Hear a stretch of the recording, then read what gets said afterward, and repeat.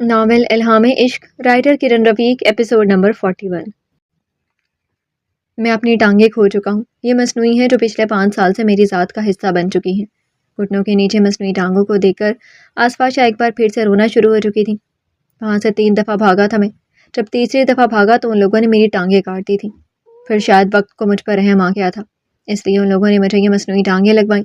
پہلے تو مجھے ان کی یہ بات سمجھ نہیں آئی تھی، لیکن جب انہوں نے مجھے اپنی ایجنسی کے چیف کے سامنے پیش کیا تھا تب سمجھ آ گیا تھا مجھے کہ وہ اس کے سامنے مجھے صحیح سلامت دکھانا چاہتے تھے۔ میری یادداشت بہت کمزور ہو چکی تھی الیکٹرک شاکس کی وجہ سے، لیکن خدا کی عنایت تھی مجھ پر کہ ریکور جلدی ہو گیا تھا۔ ہادی کے لفظوں سے زیادہ توجہ آسفا اس کی ٹانگوں کو دے رہی تھی۔ خدا غارت کرے ان لوگوں کو جن کی وجہ سے آپ کی یہ حالت ہوئی ہے۔ آسفا شاہ کی بات پر وہ مسکرائے تھے۔ ہادی کے علاوہ کوئی نہیں جانتا میری ٹانگوں کے بارے میں، اور اب تم جانتی ہو۔ میں بس تم سے کچھ چھپانا نہیں چاہتا تھا۔ آپ کی ہر تکلیف اور درد میں آپ کے ساتھ ہوں اور رہوں گی حاطب۔ آسفا شاہ بولتے ہوئے حاطب شاہ کے سینے پر سر رکھ کر ان کے گرد سار باندھ گئی تھی۔ تم زندگی ہو میری۔ حاطب شاہ نے مسکرا کر ان کے سر پر بوسہ دیا تھا اور وہیں سر رکھ کر آنکھیں موند گئے تھے۔ قسمت دور کھڑی ان کی تکلیفوں کو ختم ہوتے دیکھ رہی تھی۔ 2 دن ہو گئے تھے حاطب کو گھر آئے ہوئے۔ سب معمول کے مطابق ڈنر کر رہے تھے جب لاؤنج میں ایک بھاری مردانہ آواز پر سب اس جانب متوجہ ہوئے تھے۔ السلام علیکم۔ ہاتھ کی آواز پر سب کے چہرے پر حیرانگی چھائی تھی۔ ہاتھ وٹ اے سرپرائز۔ ہادی خوش ہوتے ہوئے اپنی جگہ سے اٹھا تھا اور مسکراتے ہوئے اس کے جانب بڑھ کر اس کے بغل گیر ہوا تھا۔ کیسے ہیں آپ بھائی؟ ہاتھ مسکرا کر ان سے الگ ہوا تھا۔ میں بالکل ٹھیک ہوں، تم بتاؤ کیسے ہو؟ تم تو 1 ہفتے بعد آنے والے تھے نا، پھر اچانک سرپرائز کر دیا۔ ہادی کی بات پر وہ مسکرایا تھا۔ بھائی کام جلدی ختم ہو گیا تو سوچا پاکستان جا کر سب کو سرپرائز دیا جائے۔ ہادی کے لہجے میں بلا کی نرمی تھی۔ شمال سانس روکے اسے دیکھ رہی تھی جو ہادی کے ہمراہ قدم بہ قدم ڈائننگ ٹیبل کی طرف آ رہا تھا۔ اچانک وہ حاطب شاہ کو دیکھ کر رکا تھا۔ کسی نے بھی اسے حاطب شاہ کے بارے میں نہیں بتایا تھا۔ وہ بے یقینی سے حاطب شاہ کو دیکھ رہا تھا جو اپنی جگہ سے اٹھ کر اسے دیکھنے لگے تھے۔ وہ بالکل بالآج شاہ کی کاپی لگ رہا تھا۔ حاطب شاہ نے بازو پھیلائے تھے۔ ویلکم ہوم میرے شیر۔ حاطب شاہ کے لفظوں پر وہ ہوش کی دنیا میں آیا تھا۔ بے ساختہ اس کی آنکھیں نم ہوئی تھیں۔ وہ تیزی سے آگے بڑھ کر ان کے گلے لگا تھا۔ آپ زندہ ہیں؟ پاپا مجھے یقین نہیں آ رہا۔ ہاتھیر سب فراموش کی حاطب شاہ کا چہرہ تھام کر بولا تھا۔ وہ بھی ہادی کی طرح حاطب شاہ کو پاپا ہی بلاتا تھا۔ میرے شیر یہ بتاؤ سفر کیسا رہا؟ حاطب شاہ نے اس کی پیشانی پر بوسہ دیتے ہوئے اس کی بات کا جواب دینے کے بجائے پوچھا تھا۔ اچھا رہا، آپ بتائیں کیسے ہیں؟ ہاتھیر نے مسکرا کر ان کے ہاتھوں کو پکڑ کر ان پر بوسہ دیتے ہوئے پوچھا۔ تمہارے سامنے ہوں۔ حاطب شاہ کی بات پر وہ مسکرایا تھا۔ اچھا باقیوں سے بھی مل لو یا پاپا سے ہی ساری محبت نچھاور کرنی ہے؟ ہادی کی بات پر وہ مسکراتے ہوئے باری باری سب سے ملا تھا۔ حازم شاہ، ایشال اور آسفا شاہ نے اس کی پیشانی پر بوسہ دیا تھا، جبکہ آمنہ شاہ اور علی شاہ کے ہاتھوں پر ہاتھیر نے عقیدت سے اپنے لب رکھے تھے۔ عائرہ کو وہ مسکراتے ہوئے دیکھنے لگا۔ کیسی ہیں بھابھی آپ؟ ہاتھیر کی بات پر وہ اسے گھورنے لگی تھی۔ ہاتھیر جانتا تھا کہ وہ اس کی بھابھی لب سے چڑتی تھی کیونکہ وہ شروع سے ہی ہاتھیر کو بولتی تھی کہ وہ اس کا بھائی ہے۔ تمہاری بہن ہوں میں، بھابھی نہیں۔ ویسے میں بالکل ٹھیک ہوں، تم بتاؤ؟ عائرہ کے جواب پر ہاتھیر مسکرایا تھا اور آگے بڑھ کر اس کے سر پر ہاتھ رکھا تھا۔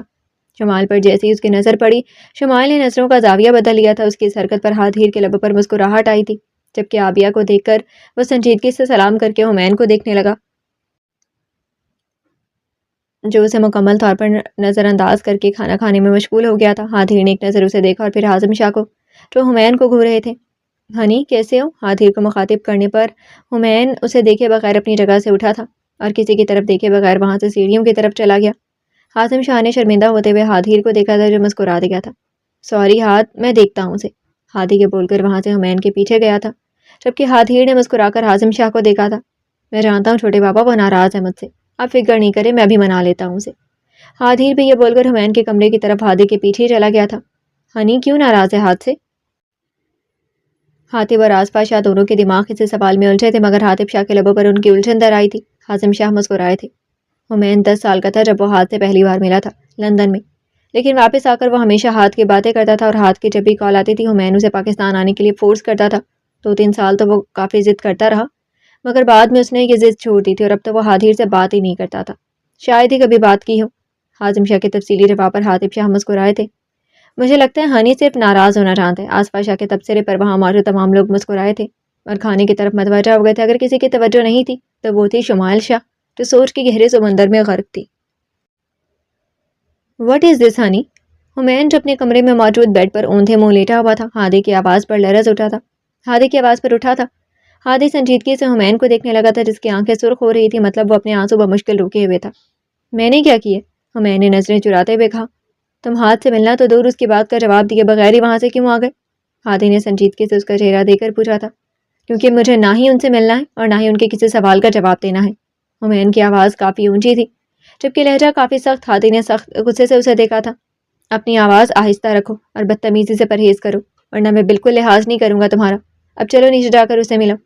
ہادی کا سرد لہجہ حمین کا غصہ ایک لمحے میں ختم کر گیا تھا۔ اس سے پہلے کہ وہ مزید کچھ بولتا، کمرے میں ہادی دستک دے کر داخل ہوا۔ دونوں بھائیوں نے اسے دیکھا تھا۔ حمین نے نظروں کا رخ موڑ لیا تھا، جبکہ ہادی نے کچھ کہنے کے لیے منہ کھولا ہی تھا جب ہادیر کے لفظوں نے اسے ایسا کرنے سے منع کر دیا تھا۔ بھائی، مجھے ہانی سے اکیلے میں کچھ بات کرنی ہے۔ ہادیر کی نرم آواز پر ہادی نے اپنے ساتھ کھڑے ہادی کو گھورا تھا اور کمرے سے نکل گیا تھا۔ ہادیر چلتا ہوا اس کے مقابل آیا تھا، جو فرش پر نظریں جمائے ہادیر کے وجود سے مکمل گریز برت رہا تھا۔ ناراض ہو؟ ہادیر کے نرم لہجے پر بھی حمین نے سر نہیں اٹھایا تھا۔ یار بات تو کرو، ایسے کون کرتا ہے؟ خاموشی کی مار کون مارتا ہے؟ ہادیر نے اس کا چہرہ دونوں ہاتھوں میں تھام کر کہا تھا۔ حمین نے ہادیر کو دیکھا تھا اور اس کے آنسو ہادیر کی ہتھیلیوں پر گرنے لگے تھے۔ جائیں، اب بھی لندن کیوں آئے ہیں آپ یہاں؟ جائیں، کچھ نہیں لگتا میں آپ کا۔ حمین روتے ہوئے چیخ کر بولا اور غصے سے ہادیر کے ہاتھ اپنے چہرے سے ہٹا گیا۔ مطلب پکا میں جاؤں اور بات نہیں کروں تم سے؟ ہادیر مسکراتے ہوئے بولا تو حمین نے اسے سرخ آنکھوں سے گھورا تھا۔ بات نہیں کریے مجھ سے آپ۔ حمین کے بچکانہ انداز پر ہادیر نے بمشکل اپنا کہا روکا تھا۔ یار تم تو لڑکیوں کی طرح ناراض ہوتے ہو، مجھے تو تمہاری بیوی کی فکر ہو رہی ہے، وہ کیا کرے گی تمہارا؟ ہادیر کی بات پر حمین نے خفگی سے اسے دیکھا تھا۔ اچھا اب کیسے مانو گے؟ ہادیر نے ہتھیار ڈال دیے تھے۔ اب آپ واپس نہیں جائیں گے؟ حمین کی بات پر ہادیر مسکرایا تھا۔ یہ ناممکن ہے، میری پڑھائی ہے، جاب ہے ادھر۔ تو جائیں پھر، مجھ سے بات کرنے کی کیا ضرورت ہے آپ کو؟ حمین سلگ کر بولا تھا۔ ہنی کچھ دنوں بعد میں واپس جاؤں گا اور اپنے سارے کام ایک ہفتے کے اندر ختم کر کے واپس آ جاؤں گا، ہمیشہ کے لیے۔ اب خوش؟ ہادیر کی بات پر حمین نے مشکوک نظروں سے اسے دیکھا تھا۔ پرامس؟ حمین نے اپنا ہاتھ اس کے آگے پھیلایا تھا۔ ہادیر نے اسے گھورا تھا۔ میری بات پر یقین نہیں ہے کیا؟ ہادیر نے پوچھا تھا تو حمین نے معصومیت سے اپنا سر نفی میں ہلایا تھا۔ ہادیر نے اپنا ہاتھ اس کے ہاتھ میں رکھا تھا۔ چلو اب لڑکیوں کی طرح رونا بند کرو اور نیچے چلو، سب انتظار کر رہے ہیں۔ ہادیر نے اس کا چہرہ صاف کر کے کہا تھا۔ حمین مسکراتے ہوئے اس کے گلے لگا اور اس کے دائیں گال پر بوسہ دے کر وہاں سے بھاگا تھا۔ گھٹیا انسان!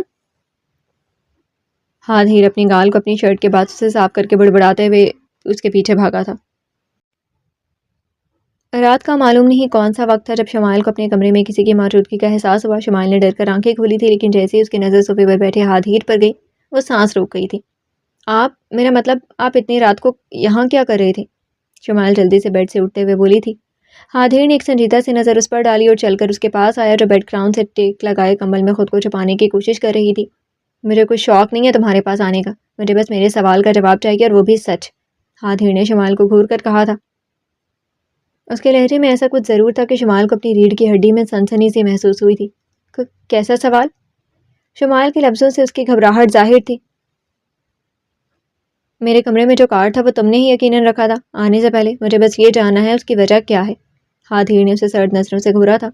شمائل نے لبوں پر زبان پھیر کر رخ موڑ لیا تھا۔ پاکستان واپس آنے سے پہلے وہ ہادیر کے کمرے میں ایک کارڈ رکھ کر آئی تھی، جس پر وہ نہ چاہتے ہوئے اپنی ناراضگی کا اظہار کرتے ہوئے اسے پاکستان واپس آنے سے منع کر چکی تھی۔ غصے میں وہ سب لکھ تو آئی تھی، مگر اب ہادیر کو یوں اچانک دیکھ کر وہ صحیح معنوں میں پچھتا رہی تھی۔ وہ تو بس شمائل منمنائی تھی۔ وہ تو بس کیا؟ ہادیر نے اس کے پاس بیٹھتے ہوئے کہا تھا۔ میں ناراض تھی تو غصے میں بول دیا، بس سوری لکھ دیا۔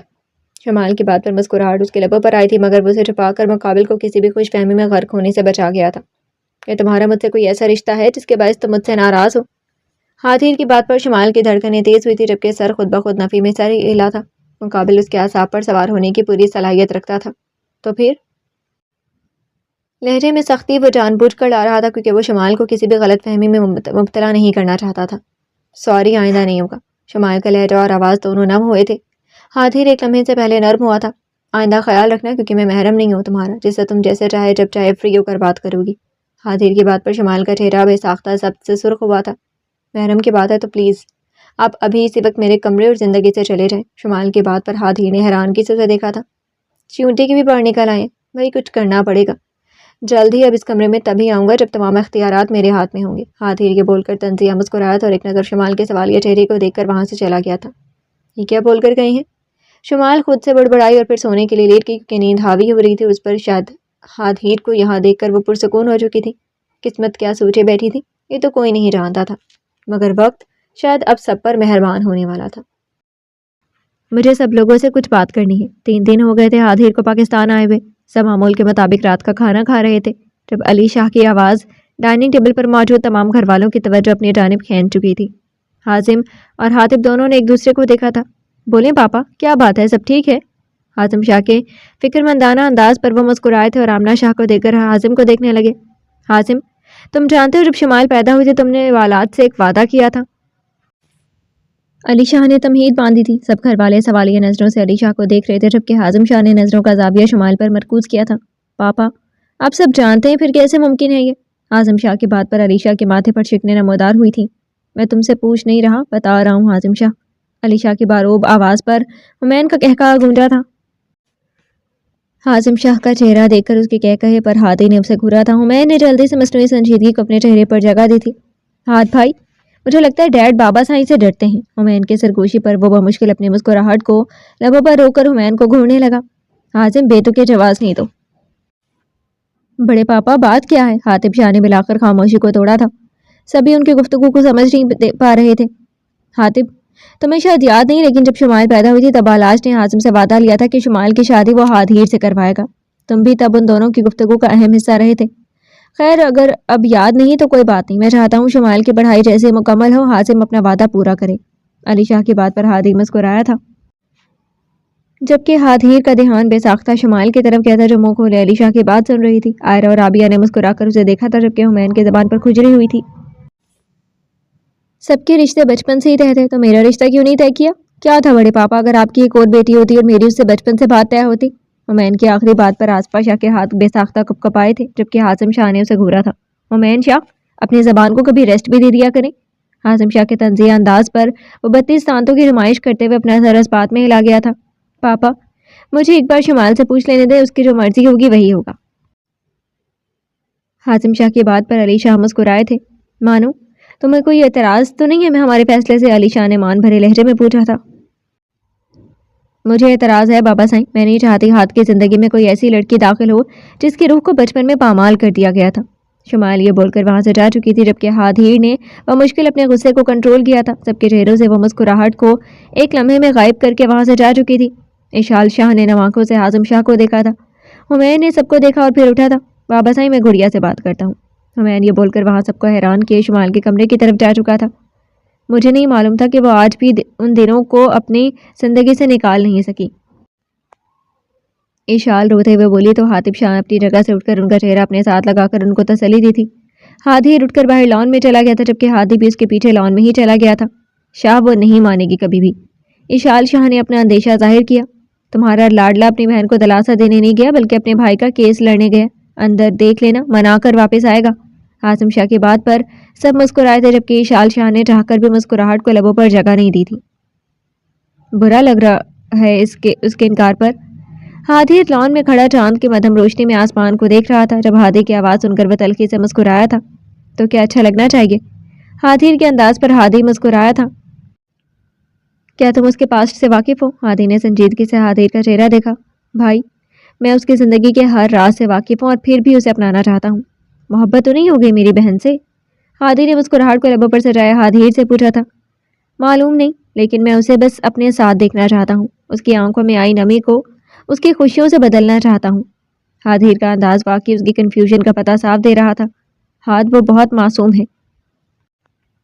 हम लोगों ने कभी उसे सख्त लहजे में बात नहीं की क्योंकि वो बहुत जल्द सहम जाती है। हनी उसे तंग ज़रूर करता है, लेकिन कभी उसकी आंखों में आंसू आ जाए तो वो घर सर पर उठा लेता है।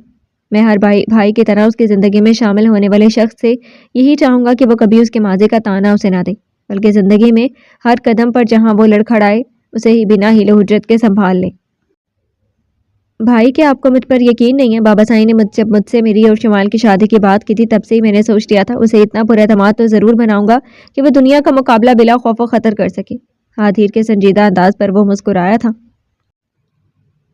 मुझे लगता है वो दिन दूर नहीं है हाथीर बादशाह जब तुम उससे इश्क कर बैठोगे, लेकिन तुम्हारे इश्क को मंजिल मिलती है या नहीं ये खुदा बेहतर जानता है। जिस इश्क का इल्हाम खुदा की तरफ से होता है ना भाई, वो हकीकी हो या मजाजी, मंजिल पा ही लेता है। हाथीर का पुरएतमाद अंदाज ہادی کو لاجواب کر گیا تھا۔ اگر وہ انکار کر دیتی ہے تو کیا کرو گے؟ وہ انکار نہیں کرے گی کیونکہ ہنی اسے منا لے گا، لیکن پھر بھی اگر وہ نہ مانی تو میرا یقین مانی، میں زبردستی ہی صحیح لیکن اسے اپنی زندگی کا حصہ بنا کر رہوں گا۔ ہادی پلٹ کر ہادی سے کہنے لگا تو ہادی نے اسے گھورا تھا۔ میری بہن کے ساتھ تم زبردستی کسی صورت نہیں کر سکتے، ہادی نے اسے گھورتے ہوئے کہا۔ چیلنج کر رہے ہیں مجھے؟ ہادی نے اس کی آنکھوں میں دیکھ کر جواباً سوال کیا۔ چیلنج نہیں کر رہا، واضح بتا رہا ہوں کہ تم ایسا کچھ نہیں کرو گی۔ میں صورت دیگر تمہاری تمام کرتوت بابا سائن کو بتا دوں گا۔ ہادی کی بات پر ہادی کے چہرے سے مسکراہٹ غائب ہوئی تھی۔ بھائی مجھے لگتا تھا کہ ہنی بلیک میل کرتا ہے، لیکن آپ اس سے بھی 4 ہاتھ آگے، ہادی جل کر بولا تو ہادی نے کہا لگایا۔ اب سوچ لینا کیا کرنا ہے، کیونکہ بہن کے معاملے میں واقعی میں حد سے زیادہ حساس ہوں۔ خیر چھوڑو ان باتوں کو اور یہ بتا ولیم کا کیا بنا؟ ہادی کی بات پر وہ مسکرایا تھا، آنکھیں چمکی تھی۔ ولیم کی گیم اسی مہینے کے اندر مجھے ختم کرنی ہے کیونکہ اسے پتہ چل چکا ہے کہ کوبرا مر چکا ہے اور وہ دوسرے ملک شفٹ ہونے کی تیاری کر رہا ہے۔ ہادی کی بات پر ہادی نے سنجیدگی سے اسے دیکھا تھا۔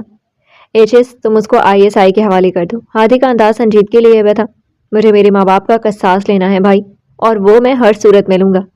ہادی کے لہجے میں نرمی مفقود تھی، لیکن کچھ ایسا ضرور تھا اس کے لہجے میں جو ہادی کو اسے دیکھنے پر مجبور کر گیا تھا۔ میں تمہارے بدلے کے درمیان میں نہیں آؤں گا، لیکن اسے مارنے کے بعد تم اپنا وعدہ بھی پورا کرو گے۔ اوہ گاڈ بھائی، کر لوں گا پورا۔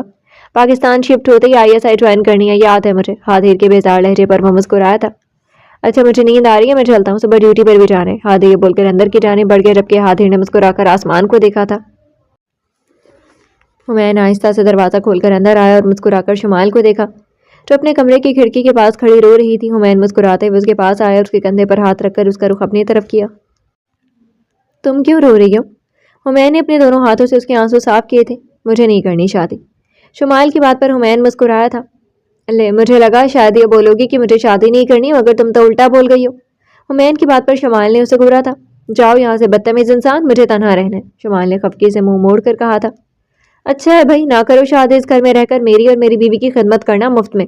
ہمایون کی بات پر شمال نے ایک تھپڑ اس کے بائیں بازو پر مارا تھا۔ انتہائی چول انسان ہو تم۔ اچھا یہ بتاؤ کیا خرابی ہے ہاتھ بھائی میں؟ اچھے خاصے شریف لگتے ہیں، باقی شریف ہیں یا نہیں یہ تو انہیں معلوم ہوگا۔ ہمایون کے سنجیدگی پر شمال کے لبوں پر مسکراہٹ آئی تھی۔ وہ شریف ہی ہیں۔ اچھا جی، ابھی سے برائی برداشت نہیں ہو رہی۔ ویسے آپس کی بات ہے، ہاتھ بھائی کی کتنی گرل فرینڈز ہیں؟ ہمایون کی بات پر شمال مسکرائی تھی۔ ان کی کوئی گرل فرینڈ نہیں ہے ہنی۔ میں ان کی جگہ ہوتا تو قسم سے 10-12 گرل فرینڈز بنا چکا ہوتا، لیکن ہاتھ بھائی بھی نہ۔ تم نے کوئی ٹپ دینی تھی ان کو گرل فرینڈ بنانے کی، ہمایون نے مصنوعی روپ سے کہا تھا۔ تم بدتمیز پورے، وہ بہت اچھے ہیں اور بہت شریف بھی ہیں، بس مجھے بھائی بولنے سے منع کر دیا تھا تبھی برے لگے تھے، لیکن اب نہیں لگتے۔ شمال نے صاف گوئی سے کہا تو ہمایون نے اسے گھورا تھا۔ برو نے تمہیں انہیں بھائی بولنے سے منع کیا تھا؟ ہمایون نے یقینی سے پوچھا۔ ہاں کیا تھا، کیوں؟ مجھے لگتا ہے پھر تو وہ کالی دال پکا کر، میرا مطلب کھا کر ہی جائیں گے۔ ہمایون کی بیتو کی بات پر شمال نے اسے گھورا تھا۔ تم بہت فضول بولتے ہو۔ اچھا اب سیریس ہو میں، پلیز برو سے شادی کر لو، قسم سے میں تمہیں اس گھر سے دور جاتے ہوئے نہیں دیکھ سکتا، اور ویسے بھی کبھی برو نے کچھ غلط کیا تو ہم سب یہاں ہوں گے تمہارے پاس، اور اپنے ماضی کو اب دوبارہ یاد کر کے سب گھر والوں کو تکلیف نہیں دو پلیز۔ ہمایون کی بات پر وہ مسکرائی تھی۔ کیا تم چاہتے ہو میں تمہارے برو سے شادی کر لوں؟ شمال نے رضامندی ظاہر کرتے ہوئے بولی۔ ہاں بالکل، کیونکہ وہی تمہیں ہینڈل کر سکتے ہیں۔ ہمایون کی زبان بے ساختہ پھسلی تھی، جواب میں اس نے گھورا تھا۔ دفع ہو جاؤ یہاں سے چول انسان، آئے بڑے اپنے برو کی حمایت کرنے والے۔ شمال کی بات پر وہ مسکرایا تھا۔ تو جناب عالی میں پھر ہاں ہی سمجھوں؟ یہ نہ ہو کہ تم مجھے سب کے سامنے جھوٹا ثابت کر دو۔ ہمایون کی بات پر شمال مسکرائی تھی۔ ہنی یقین نہیں ہے اپنی بہن پر؟ 1% بھی نہیں ہے۔ تم اپنی خوشی سے اس شادی کے لیے راضی ہو رہی ہو؟ پہلے یہ گارنٹی دو اور پھر پرامس کرو کہ مام ڈیڈ کو ہاں بول دو گی بھائی کے لیے۔ ہمایون کی بات پر اس نے ہمایون کو گھورا تھا، پھر اس کا بڑا ہوا ہاتھ تھام لیا تھا۔ پرامس چوہے؟ شمال کے لقب پر وہ اسے گھور کر رہ گیا تھا، پھر اس کا ہاتھ چھوڑ کر دروازے کی طرف بڑھا تھا۔ ایک دم اپنے قدموں پر پلٹ کر وہ شمال کو دیکھنے لگا۔ تم چوہی، تمہارا ہونے والا شوہر چوہا، تمہارے آنے والے بچے چوہے، ان شارٹ تمہاری اپ کمنگ فیملی ہی چوہے اور چوہیاں۔ ہمایون یہ بول کر بھاگا تھا کیونکہ شمال اپنے ڈریسنگ ٹیبل سے ایک پرفیوم پکڑ کر اس کا نشانہ لینے والی تھی۔ پاگل انسان، شمال بڑبڑاتے ہوئے بولی اور بیٹھ کے جانی پڑ گئی۔ سب گھر والوں نے ہادیر اور شمال کی رضامندی دیکھ کر ان کا نکاح 1 ہفتے کے بعد رکھا تھا۔ ہادیر اور ہمایون گھر کی تمام عورتوں کے ساتھ شاپنگ سینٹر آئے ہوئے تھے، جبکہ حازم شاہ آفس اور حاطب شاہ آصفا کے شاہ کے ساتھ گھر پر تھے۔ علی شاہ اور آمنہ شاہ بھی ان کے ساتھ ہی تھی۔ ہادی اپنی ڈیوٹی پر تھا۔ ہمایون تم تو لڑکیوں سے بھی زیادہ وقت لیتے ہو شاپنگ میں۔ ہادیر اور ہمایون ایک شاپ پر شرٹس دیکھ رہے تھے جب ہادیر نے اسے شاپ کیپر سے بحث کرتے دیکھ کر کہا تھا۔ حمین نے حاضر کو گھورا تھا۔ آپ کے پیسے لگ رہے ہیں اس لیے سنا رہے ہیں، مجھے رہنے دیں، میں نہیں کرتا شاپنگ۔ حمین شرٹ کو کاؤنٹر پر رکھ کر شاپ سے باہر نکل آیا، جبکہ حاضر نے معذرت خواہ نظروں سے شاپ کیپر کو دیکھا اور پھر حمین کے پیچھے ہی شاپ سے نکل آیا۔ جب پسند نہیں تھی شرٹ تو ڈرامہ کرنے کی کیا ضرورت تھی؟ سیدھے بول دیتے مجھے یہاں سے کچھ پسند نہیں ہے۔ حاضر کی آواز پر وہ پلٹ کر مسکرایا تھا۔ ہاں ہاں، اگر ایسا بولتا تو شاپ کیپر کا جو 1 گھنٹہ میں نے ضائع کروایا تھا وہ بیچارہ گالیاں نکالتا، مجھے اس لیے سوچ رہا بندہ درمیان والا راستہ چنے۔ حمین کی بات پر حاضر نے مسکراتے ہوئے اپنا سر نفی میں ہلایا تھا۔ ہو گئی شاپنگ؟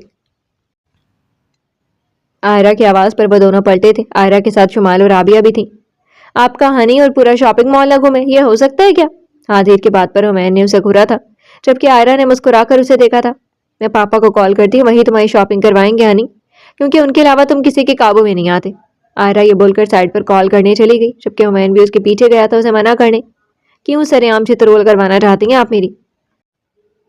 حمین کی بات پر آئرہ نے مسکراہٹ دبائی تھی۔ اگلے آدھے گھنٹے میں اگر تمہاری شاپنگ مکمل نہ ہوئی تو میں واقعی پاپا کو کال کر دوں گی۔ آئرہ نے اسے دھمکی دی تھی، جس پر وہ منہ بسور کر رہ گیا۔ اس سے پہلے وہ کچھ بولتا شمال کی چینخ پر دونوں متوجہ ہوئے تھے۔ جیسے ہی حمین نے شمال کی طرف دیکھا، سامنے کا منظر گویا اسے ساکت کرتے ہوئے اس کے تمام حواس سلب کر چکا تھا۔ عابیہ خون میں لت پت تھی، جبکہ حاضر اسے بازوؤں میں اٹھائے لفٹ کی جانب بڑھا تھا۔ آئرہ نے جلدی سے اشال شاہ کو کال کی تھی، جبکہ حمین فرش پر گرے عابیہ کے خون کو دیکھ رہا تھا۔ اچانک سے ہوا کیا تھا؟ حمین حواس میں واپس آتے ہی ان کی جانب بھاگا تھا۔ گڑیا کیا ہوا عابیہ کو؟ عابیہ کو گولی لگی ہے یعنی، جواب حاضر نے دیا تھا، جبکہ حمین کے قدم ایک بار پھر ساکت ہوئے تھے اور وہ لفٹ کا دروازہ بند ہوتے دیکھ رہا تھا۔